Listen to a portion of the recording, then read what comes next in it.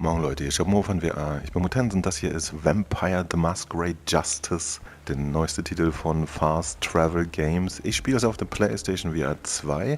Es kommt am 2. November raus und wird 29,99 kosten. Für Plusmitglieder, die jetzt vorbestellen, 26,99. So, ich hatte die Gelegenheit jetzt schon ein paar Tage damit zu verbringen, also sprich mehrere Stunden. Das Spiel bezeichnete sich selber als Open-World-Titel. Mich erinnert das Ganze sehr an, wie ich mir Assassin's Creed vorstelle. Ja, ich habe Assassin's Creed nie so richtig gespielt, weil mich das ganze Setting immer nicht interessiert hat. Es ist im Kern halt sehr viel Schleichen. Ihr seid ein Vampir. Hier in Venedig. Venedig geht es auch nicht so gut. Hier regnet es ständig und bestimmte Bereiche sind immer bedroht. Deswegen sind auch viele Menschen geflohen. Haha, schöner Trick.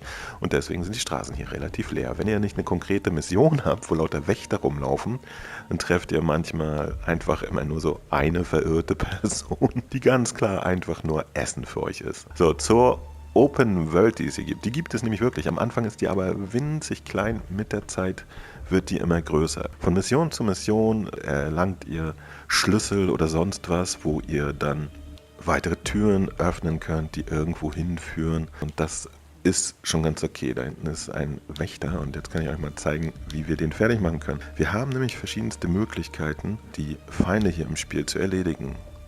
Generell haben wir also eine Kraft, die zeigt uns dann deren Herzen an. Ja.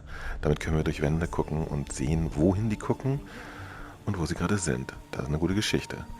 Jetzt können wir uns ranschleichen und den einfach boxen. Wir haben nicht verschiedene Fähigkeiten, unter anderem Unsichtbarkeit. Oh, das hat nicht funktioniert. So, ganz normal boxen ist eine Option. Wir können uns aber auch mit verschiedenen Fähigkeiten, ich habe hier schon Unsichtbarkeit, Schattenfalle und Blutkessel, anders verteidigen. Ich zeige euch mal die simpelste Methode, sich einfach hinter ein Opfer teleportieren oder anschleichen, wie in diesem Fall. Es greifen und Blut saugen. Das ist eine Option. Und das ist auch wichtig. Ja? Sämtliche Fähigkeiten, die wir einsetzen, verbrauchen nämlich diese Energie. Die könnt ihr nur wieder herstellen, wenn ihr Blut trinkt.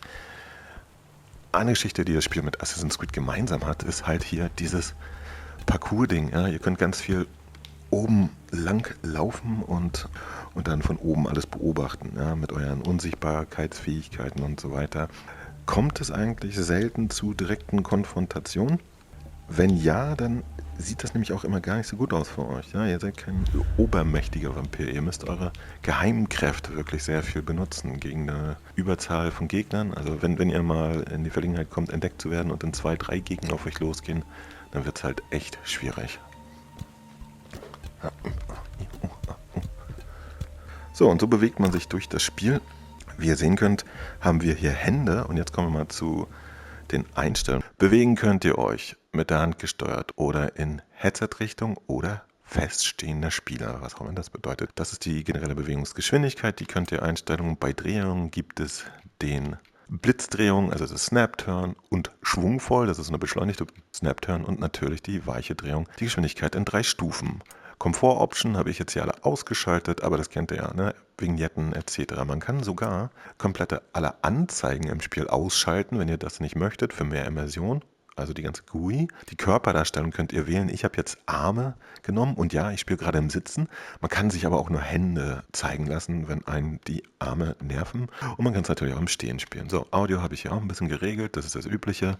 Sprachen gibt es natürlich auch Deutsch, allerdings nur als Untertitel. Ja, gesprochen wird im kompletten Spiel Englisch, aber es gibt für alles Untertitel und alle On-Screen-Texte sind auch Deutsch. Insofern geht das eigentlich. Es wird aber auch ordentlich öfter mal geredet, ne? Muss man auch ganz klar sagen. So, meistens findet ihr, wenn ihr irgendwas regeln müsst, die Lösung näher bei. Ja, also das ist jetzt nicht so komplex, was die Rätsel angeht. Wenn irgendwo eine Tür ist, durch die ihr gerne möchtet, dann ist eigentlich der Schlüssel, der euch dahin führt, auch nicht weit. So, die Bewegungsfreiheit ist also eigentlich hier ganz gut. Es gibt auch immer so Minispielchen im Game, wenn ihr einen eurer Pfeile, die Armbrust kriegt man später im Spiel. Zack, momentan habe ich ätzende und betäubende Pfeile benutzt. Dann könnt ihr auch diese ständig überall rumhängenden Schilder abschießen. Und jetzt gehen wir aber mal in unseren Hub. Was auffällt, also die Herkunft vom Mobile ist halt sehr klar, weil bei jedem Kram er immer hier nachlädt. Wupp, Und dann seid ihr jetzt in eurem Halbjahr. Das ist in der Open-Welt oben eigentlich ganz okay. Bevor eure eigentliche Mission losgeht, passiert das aber auch mal ganz gerne. Hier redet ihr meistens mit dem Besitzer. Ich habe keine Ahnung, wie der Dude heißt, hab's vergessen. Der quatscht euch immer irgendwie einen voll und erzählt euch was. Vom Wolf, ihr seid nämlich ein geheimer Ort zu betreten. Was? Alter. Hepp. Jetzt seht ihr gerade auch, wie das Inventar passiert. Eigentlich braucht ihr nämlich immer nur 1, 2 Gegenstände pro Mission. Sobald ihr die aufgesammelt habt, erscheint hier ein Kreis, dann legt ihr die rein und das nächste Mal, wenn ihr sie braucht, erscheint der Kreis wieder und holt ihr sie raus. Ganz simple Geschichte. Der Hub ist eigentlich übrigens ganz nett, weil er recht großzügig gestaltet ist. Sammelgegenstände könnt ihr dann hier aufbereiten. Es sind am Ende offensichtlich 44. Die meisten, die ich gefunden habe, sind halt hier so ein Bild. Ups. Was ihr vielleicht schon ein bisschen merkt, das Spiel macht eigentlich eine ganz gute Figur. Es ist aber speziell beim Greifen so ein bisschen hakelig, finde ich. Ja? Sowas hier sieht jetzt gerade gut aus, funktioniert aber auch nicht immer. Einer der wichtigsten Aspekte dieses Hideouts ist aber dieser Raum hier. Da müsst ihr ein bisschen reinbluten. So, und dann, auch hier wird wieder nachgeladen, seid ihr im inneren Heiligtum. Das ist einfach nur euer Skillbaum. Sehr pompöser Skillbaum, aber er ist es. Hier habt ihr Zugriff auf eure Fähigkeiten. Wie gesagt, ihr bekommt Experience während des Spiels und dann könnt ihr euch Sachen freischalten. Ich habe gerade nicht sehr viel, ich kann mir nichts kaufen, aber hier gibt es halt eine Erweiterung des Blinzelns. Also Blinzeln ist dieser Teleport-Jump, den man quasi macht. Der wird dann immer weiter und immer mächtiger. Es gibt die Fähigkeit Einschüchtern, das braucht ihr, wenn ihr manchmal mit Leuten redet und irgendwas erreichen wollt. Das ist es. Sieht ganz nett aus, ne? Guckt euch das an. Ich mag tatsächlich. Der Stil hier ist echt ganz nett, das kann man mögen. So, dann geht man wieder zurück. Die Geschichte pflanzt sich dann fort. Ihr redet mit irgendwelchen anderen Vampirfamilien. Es sind so mafiöse Zusammenhänge, würde ich mal sagen. Jetzt wollt ihr euch auch noch so ein bisschen hier die Unterwelt zeigen. Es gibt nämlich auch so eine Kanalwelt, ja. Der Dimitri aus dem Hideout, der wurde nämlich 15 Jahre lang in den Kanälen hier irgendwo festgehalten und das hat ihn mental, glaube ich, ein bisschen beschäftigt. Auch hier finden da Missionen statt, ja. Und die sind aber immer so gestrickt, dass ihr durch die Gegend lauft, dann gibt es irgendwann eine verschlossene Tür, da müsst ihr irgendwo den Schlüssel finden, die öffnen und dann öffnet sich das nächste und so. Das ist jetzt alles nicht der super Aufreger, würde ich mal behaupten, aber auf jeden Fall okay. Ich habe mich zumindest dabei beobachtet, wie ich immer wissen wollte, wie es weitergeht und was noch so passiert. Ja. Gerade hier in der Kanalisation sind auch öfter mal so Schalterrätsel, wo ihr dann das Wasser ab- und auflassen müsst und dann öffnet sich irgendeine neue Tür. Aus irgendeinem Grund können Vampire nämlich offensichtlich nicht schwimmen. So, aber hier kann man auch nochmal relativ schön den Wassereffekt sehen, auch wenn es hier gerade ein bisschen diesig ist. Ja, das gibt sogar so Verzerrungen und so. Also das sind dann die kleinen Benefits, die PlayStation VR hat im Verhältnis zu den mobilen Versionen. Einfach ein bisschen schöneres Shading und solche Effekte. So, ducken können wir uns auch mit einem Druck auf dem Stick Sachen hier abreißen. Ich will so noch mal ein kurzes Fazit. Also, Vampire the Masquerade Justice ist ein sehr nettes Action-Schleichabenteuer auf jeden Fall. Ihr seid als Vampir unterwegs. Blut ist dabei sowohl eure Energie als auch eure Waffe. Ja, alles ist mit Blut. Macht Sinn bei Vampirgeschichten. Die Grafik ist schön, ja. Ich finde die wirklich gut. Das ist ein schöner eigener Stil. Technisch alles fantastisch auf der PlayStation VR 2. Auch wenn es im Moment nicht so aussieht. Das Spiel läuft nämlich mit nativen 120 FPS auf der PlayStation VR 2. Hat allerdings hier bei meiner Preview-Version in diesem Level ausgerechnet ein kleines Smoothness-Problem. Das wird aber mit einem Day One Patch behoben. Die Auflösung ist super auf der PlayStation VR 2. Kein Titel wird jemals Red Matter 2 erreichen, aber das ist halt direkt darunter. Ja. Sieht wirklich toll aus. Ich persönlich mag eigentlich auch den Grafikstil hier. Der ist so eher eigentlich realistisch, aber stilisiert. Ja, es ist kein Cartoon oder so, irgendwo dazwischen alles.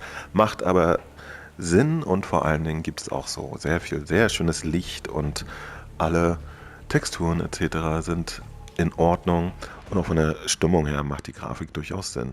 Sie bleibt allerdings im Rahmen. da das Spiel halt als gemeinsamen kleinsten Nenner die Quest 2 hat, wird es hier keine riesigen Weitsichten geben. Aber das weiß das Spiel eigentlich auch sehr gut zu handeln. Ihr habt nie das Gefühl, eingesperrt zu sein, sondern schon eigentlich in einer großen Stadt zu sein und auch über den Dächern mal den Horizont zu sehen. Das ist alles sehr gut gelöst. Der ganze Sound und die Synchronisation sind alle gut und machen Spaß. Die grundsätzliche Game-Mechanik macht eigentlich auch ihren Job. Allerdings habe ich auch ein paar Hakeligkeiten gefunden, speziell wenn ihr was greifen wollt. Man hat eigentlich so eine Hover-Darth Vader-Handmechanik, um sich Sachen zu sich zu ziehen. Direktes Greifen klappt erstaunlich wenig, ja. Das hinterlässt noch so ein bisschen ein wabbeliges Gefühl, aber an Wänden klettern, sich teleportieren und Gegner angreifen, das funktioniert grundsätzlich ganz gut. So würde ich sagen, ist auch spielerisch hier alles klar. Die Entwickler sagen, das ist eine 7 bis 9 Stunden lange Spielzeit, die man hat. Ich habe davon jetzt vielleicht 1/3 gesehen. Durchaus Spaß gehabt, war jetzt aber auch nicht zum Durchdrehen. Ja. Man wird auf jeden Fall angehalten, durch die ganzen Spielmechaniken nicht einfach Brute Force irgendwo rumzulaufen, dann ist ziemlich schnell Feierabend. Dieser ganze Schleichmechanismus, den muss man wirklich beherzigen und versuchen da meistens ungeschoren davon zu kommen und sich nur einen Gegner gleichzeitig vorzuknöpfen. Die grundsätzliche Nahkampfmechanik taugt nämlich auch nicht viel, muss ich sagen. Ja, ihr könnt da so ein bisschen boxen, ihr könnt die Person treffen und dann, ich glaube, es liegt an dem Ragdoll-System, was hier eher nicht vorhanden ist. Das wirkte auf mich jedenfalls nicht so. Also das Trefferfeedback, wenn ihr irgendwie im Melee-Nahkampf was macht, ist einfach nicht so spannend. Das sieht nicht so großartig aus. Wenn ihr als Vampir angreift, von oben auf jemanden runterspringt, dann macht das schon mehr Spaß. Auch das Verschießen der Pfeile funktioniert eigentlich ganz gut.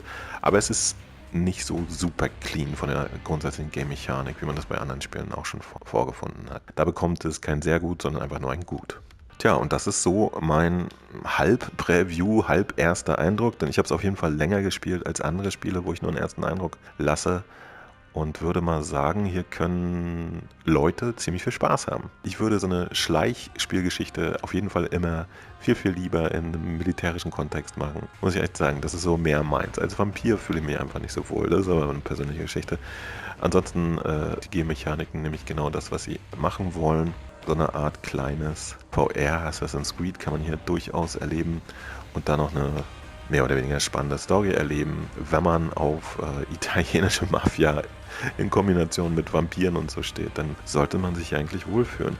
Großes Kompliment bekommt von mir wirklich das Wasser. Das sieht nämlich in den meisten Fällen echt cool aus. Ja? Da haben sie wirklich sich Mühe gegeben. Und hier gibt es viel Wasser in Venedig und das sieht eigentlich immer richtig schick aus. Das war es jetzt erstmal von mir. Ich bin gespannt, was eure Meinung zu dem Spiel ist. Schreibt es mir mal drunter. Ich würde mich auch über ein Däumchen freuen. Und damit bin ich erstmal draußen. Bis Dansen, Mo von VR. Immer für euch da. Bye bye. Auf jedes First Impression kannst du dich verlassen. Also lass ein Abo da, dann kannst du nichts verpassen. Ob auf Rügen in geschlossenen Buden mit gutem WLAN. Hier gibt's heute kein Schnitzel, Alter, was geht, man? Oder direkt von der Messe mit dem Phone. Voller Einsatz, der Beste ist Mo. Der Beste ist Mo. Der Beste ist Mo. Der Beste ist Mo. Mo von VR ist Mo. Der Beste ist Mo. Der Beste ist Mo. Der Beste ist Mo, Tensen, Mo von VR.